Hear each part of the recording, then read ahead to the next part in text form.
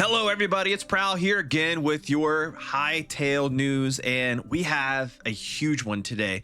We're going to start out with what you see on screen here, which is the Hytale hardware requirements are now here. I'm not just going to read this to you. Instead, I'm going to put it in layman's terms so you can easily understand the important information that is in this, and I'll link it down below. So if you want to go read the whole thing for yourself, you definitely can. But we have more than just that. We have our first look at the menus inside of Hytale and some kind of news information about that, including a secret hidden dragon. Yes, we have a dragon in the news today. And I found some interesting information regarding pet mechanics coming to the game. It's more in depth than you could probably imagine that Hytale would go. And I have a lot more outside of that. Cozy gameplay, Cursebreaker edition perks, a lot of different stuff. So let's go ahead and dive in. But before we do, you know the drill. If you haven't clicked the subscribe button, please make sure you do it. I'm looking at my latest YouTube analytics, and you guys, 84.2% of you guys are not subscribed. So if you like the game of Hytale, that subscribe button is down there. We're going to be covering a lot up to pre-release, and we're going to be diving full in when pre-release hits. So please make sure you click that subscribe button. If you enjoyed these news video, click the like button as well. All right, now let's dive in. Okay, so we have the hardware requirements blog post here, and basically inside of this blog post, they're going to tell you what the minimum requirements are and a little bit of why the minimum requirements are the way that they are. So let me just highlight the important parts for you.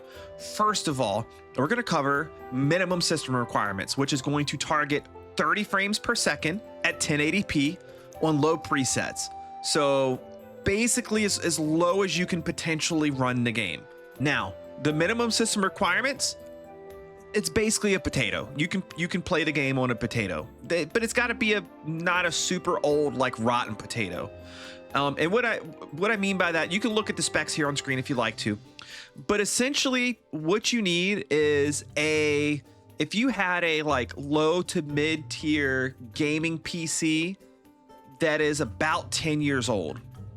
Not even gaming, really just like a low to mid-tier, like mid-tier regular PC that is about 10 years old, you'll run the game. Like you'll meet the minimum requirements. You'll probably exceed the minimum requirements in some regards. You do, however, need to be on Windows 10 or Windows 11. If you're running an older like version of Windows, not going to work. You have to be Windows 10 or Windows 11. So keep that in mind. That is important for you to know. Outside of that, though, the game can run, even if it's not a dedicated graphics card, it can run off of integrated graphics, which a lot of games don't.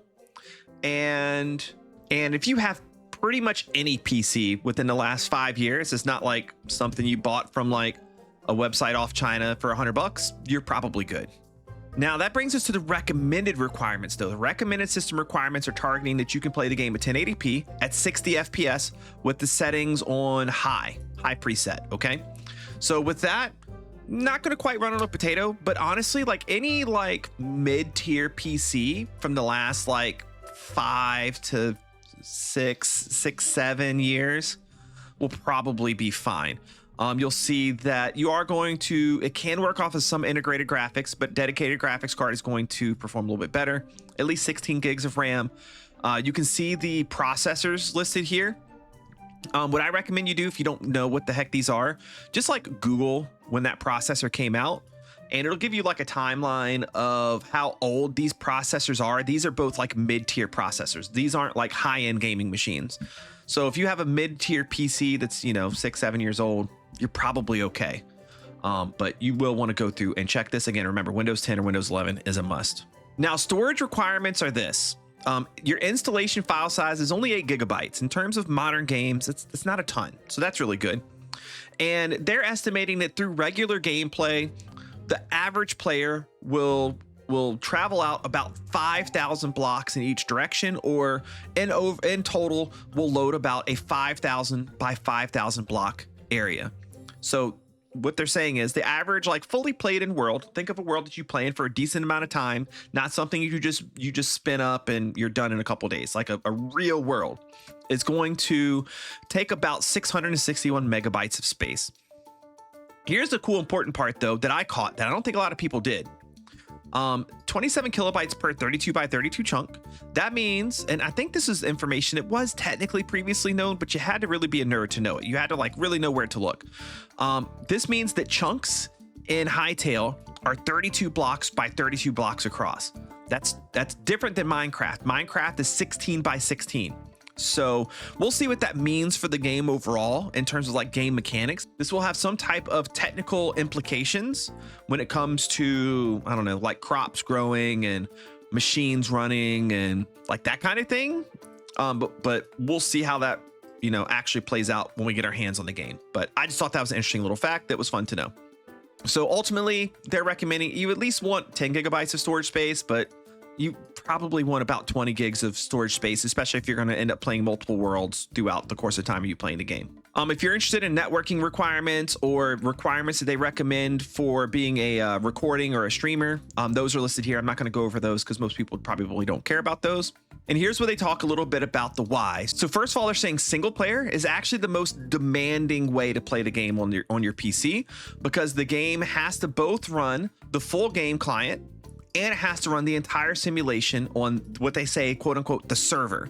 Now, when it says the server, think about it this way. When you start a single player world, the game is comprised of what your PC runs, and the PC runs a server in the background. Now, it's just a single player, so you don't have to have other people playing with you, but it still starts a server in the background to run all of this other stuff. So when you're playing a single player, your PC is running the server side and the client side. Now, when you're playing multiplayer, well, somebody else is running the server side. So that's running the NPCs, the world generation updates, networking, and all of that. Your PC is handling just the rendering, UI, and gameplay. So playing on multiplayer actually will take some of the strain off of your computer versus single player. Those minimum requirements that we gave earlier, those are for single player. That's talking single player, not multiplayer. So it's possible that if you just barely meet those requirements for single player, that you will probably run a little bit better if you play multiplayer with somebody else. This should go without saying, but mods will change what the requirements are. Like the more mods you have, or the more that those mods do, the higher that minimum requirements is going to climb. There's no way for them to estimate that. Just know that they're talking about the base vanilla game experience.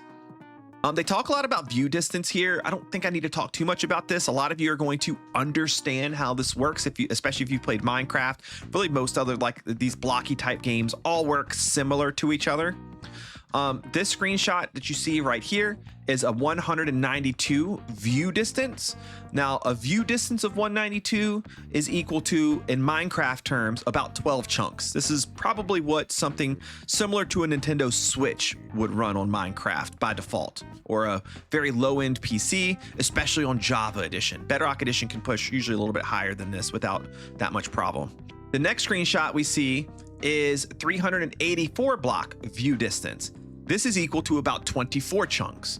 This would be equal to what you would see run by default on a Xbox Series X or S or PlayStation 5. You can, I think, push them a little bit higher than this even. And it would probably run okay.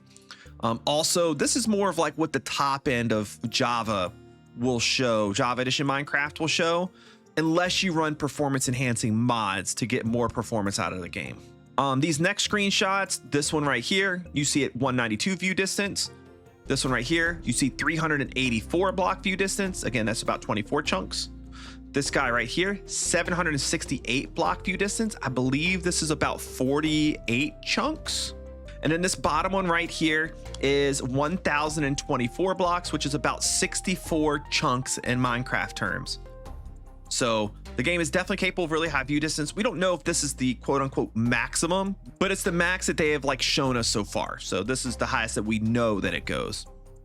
Also in this blog post, they've explained that from their perspective from gameplay, the way they've designed the game to be played is based off of this 24 chunk render distance. So you could play it more than that, but I guess in terms of like landmarks you can see, structures and how spaced apart they are, etc., the intended way to play is the 24 chunks or the 384 block view distance. Lastly here, the technical notes is just kind of what I told you in terms of like how things perform. If you want more information on that, you can read that. They do say that the optimization work is ongoing. The game is not fully optimized yet, so it's likely that they are able to optimize to some degree going forward from today to maybe bring those minimum specs down a little bit, or to bring the performance that you get at those minimum specs up some. So we'll see how that goes over time. No use in trying to predict what happens there. And then lastly, they do talk here about Mac and Linux. So if you play on Mac or Linux, they're working on it. And I have an explanation for you later in the video on why they don't really know when it's going to happen yet. It could be soon. It could not be so soon. It just kind of depends. And Steam Deck is something that they have thought about and are working on as well. A little bit further behind on Steam Deck, I do believe. But it sounds like they're going to get Steam Deck compatibility at some point. Okay, so with the blog post out the way, let's hop into some news that I have found from around Twitter from a couple of the developers. We got some good stuff. Okay, this first one's a two-part. We have a post here from Hytale. It says, "Hello, Simon. We all truly hope the main menu of Hytale looks like this. And if it doesn't, could you make it happen? It wouldn't take much time, and it looks absolutely stunning. So alive, so unique. I've never seen anything like this in any other game." And I'm pretty sure this is like something that is like fan created. This is not something that comes from Hytale in some way. At least I don't think it is. And it shows just a character here beside a campfire. Kind of reminds me of ARPG games. And maybe this is even like an active background where the fire is actually burning and your character standing there and you see the light flickering and stuff. That's kind of how I picture this. Sounds kind of cool. Simon did respond to it. It didn't really give a lot of info. I think he said it's something they might look at in the future. And then somebody said, Ren said, "What does it look like now?" And Simon actually showed us. He gave us two screenshots here. Here's one right there. You see on the left-hand side, you got the Hytale logo and a place to access worlds, mini games, servers, my avatar. So a way to customize your character, settings, and quit.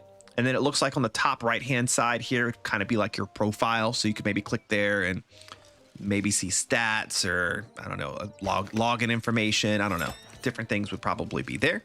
And this image is, there's like a few different rotating images. He said there's not many right now. It's just a few. Here's another one that you see on screen right now. And then following up on this, Simon does say all menus/UI will be reworked post-launch. But this is what it looks like when you first open the game. The background has variants, like I just mentioned. And in this post, he showed one of the screenshots I just showed you guys a second ago. And he shows us something even more interesting that I wanted to kind of dive into a little bit. So this is the select world screen. And you can see here how the worlds are listed in a kind of a tile format. Looks like 10 worlds fit per screen right now. And you have a menu up top. The menu that was on the left-hand side before is now up top when you go into the world screen. Profile is still up there on the top right-hand side. And your different worlds are listed here. On the bottom right, you have a create world button, and then you have an edit world, like you right click on an existing world to edit that world, assuming that you would get into the world settings there, change the name, change the mode, and whatever other settings are going to be available. We don't quite know what those are going to be yet. But what I want to do here is I want to zoom in on a couple of these. First of all, I want to zoom in on the one that says testing stuff. Now, a lot of people have been assuming that this one that says testing stuff is a sneak peek of the new world generation. As far as we know, Simon has explicitly said that this has not been leaked anywhere, that nobody has seen new world generation.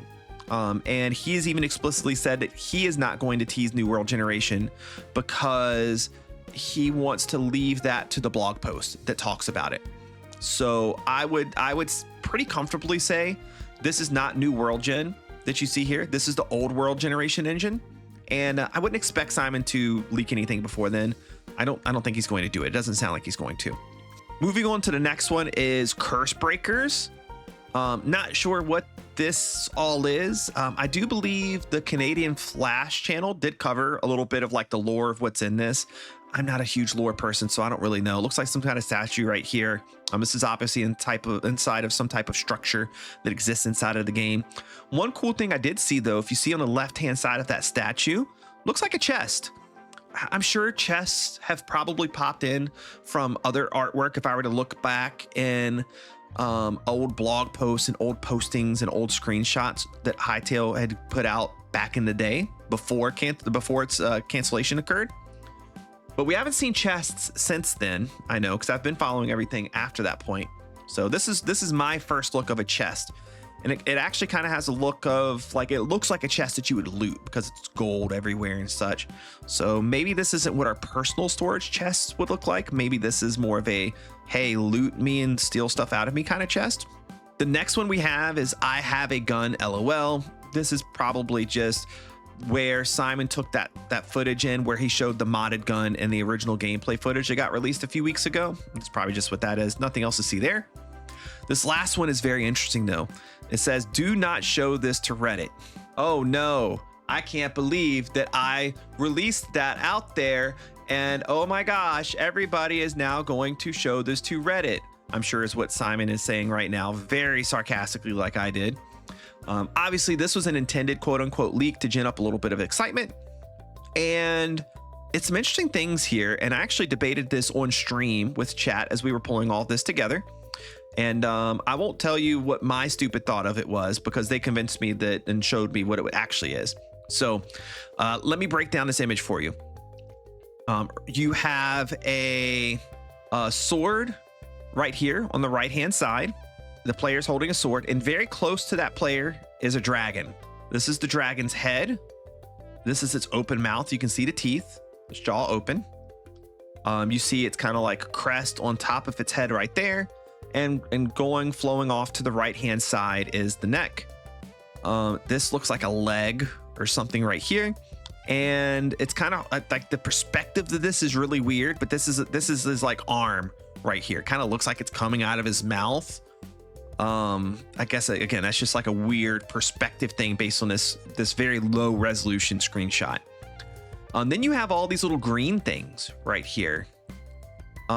Everybody's best guess on this was that these are some maybe like baby dragons, because the wing color is going to be the same as another screenshot I'm about to show you, where this ice dragon's wing color is green.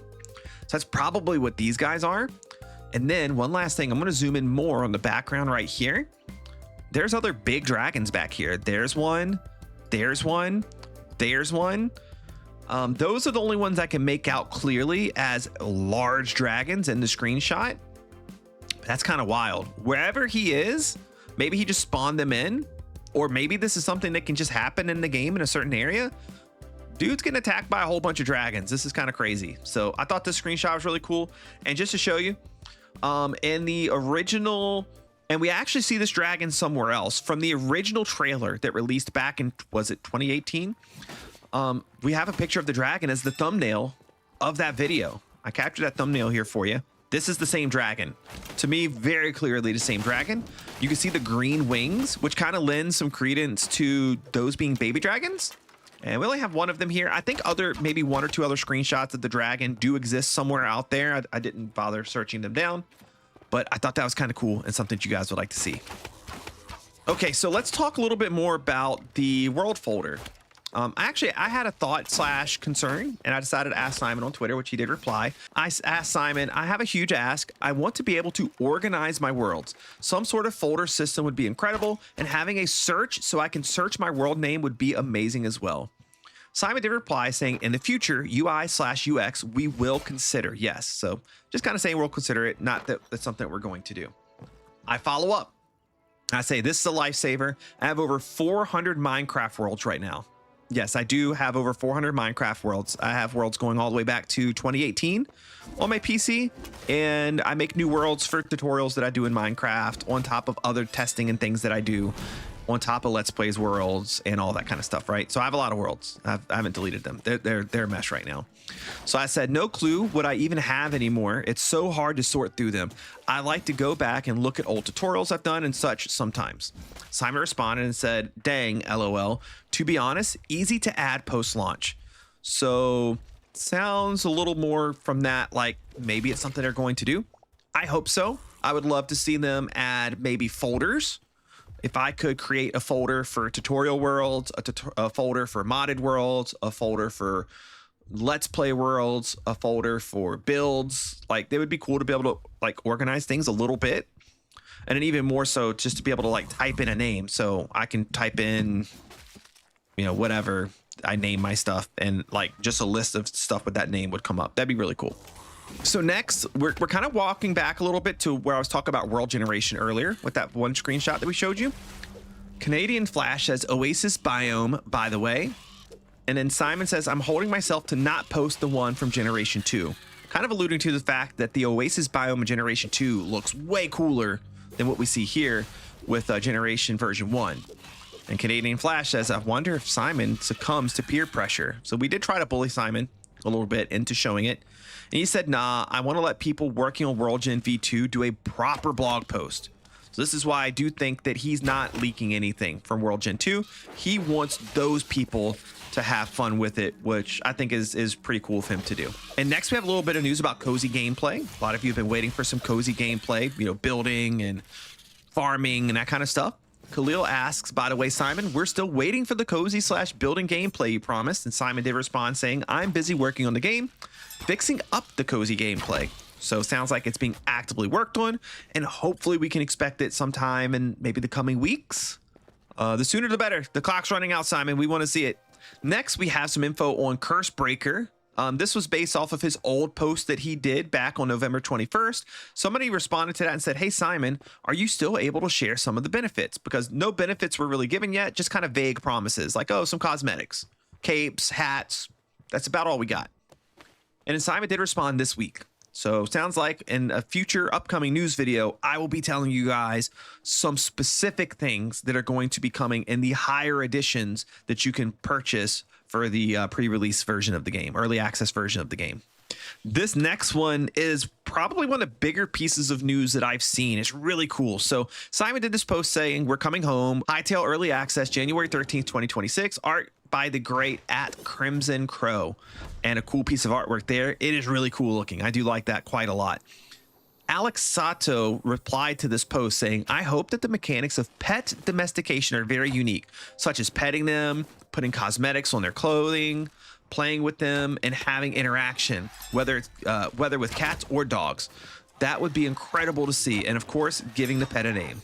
So looking for some more intricate pet like mechanics other than, hey, you're my pet, now just sit there and do nothing. And Simon responds saying none of this exists, but will eventually exist. So that's kind of cool. That's like breaking news a little bit. Probably not something that's a priority in any way, shape, or form currently, but eventually we're going to see real like pet mechanics in the game that allow us to do more than just have a dog, tell the dog to sit down, and the dog never does anything but sit there. And same thing with the cat. So that's gonna be really cool. Maybe other animals as well would be really neat. So I'm really excited to see that. That'll definitely add to the cozy gameplay vibe that I think a lot of people are going to be looking for. And the last piece of news I have for you is coming from Slikey here regarding Mac and Linux support.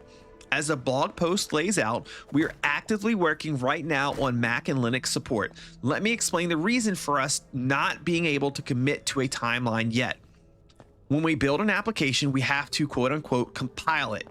With that, we have to make sure every single library, which is like all the things that go together to kind of make up the game, / software dependencies we use is also compiling. So again, all of these little bits and pieces of the game all coming together into one. We are finishing up ripping out the last library that currently prevents us from compiling for Mac and Linux x64 / ARM64. Once that is done, we can compile for Mac and Linux, which is cool. That means they're close to it. But only then we can actually see if it works correctly and what bugs there are. We need to fix anything coming up, and it is not estimatable right now. If there are no roadblocks during that final testing stage, we may be able to launch with support. If not, we need more time to fix those bugs. We simply can't predict what the outcome is, but as soon as we know, we will let you know, and we will keep you in the loop to make sure you are aware when we have more data. So to me, this is what you should take from it if you're a Mac or Linux user. They're very active working on it. It's probably not going to be long either way, but we're at a crossroads. Either they compile it and it works almost perfectly to where they can just release it on Mac Linux, maybe even at early access, or they compile it and there's a lot of bugs. And depending on how severe those bugs are or things that don't work, they're going to have to go in and fix those, which could make it take significantly longer. But feel good knowing that they're actively working on it. This isn't a years thing. It's probably a weeks or maybe at worst case months type thing. So be patient. And that's all I have for the news today. Guys, the Hytale content's been doing really good. I appreciate all of you. You have been great. If you're still watching at this point and you're not subscribed, you got to do me a solid. You got to click the subscribe button. It helps boost the channel a lot. And the more of you that click subscribe and click like, the more people that get shown the next video. And it's just a snowball effect from there. So I appreciate all of you. You're all amazing. Thank you very much. And I'll see you in the next one. Bye-bye.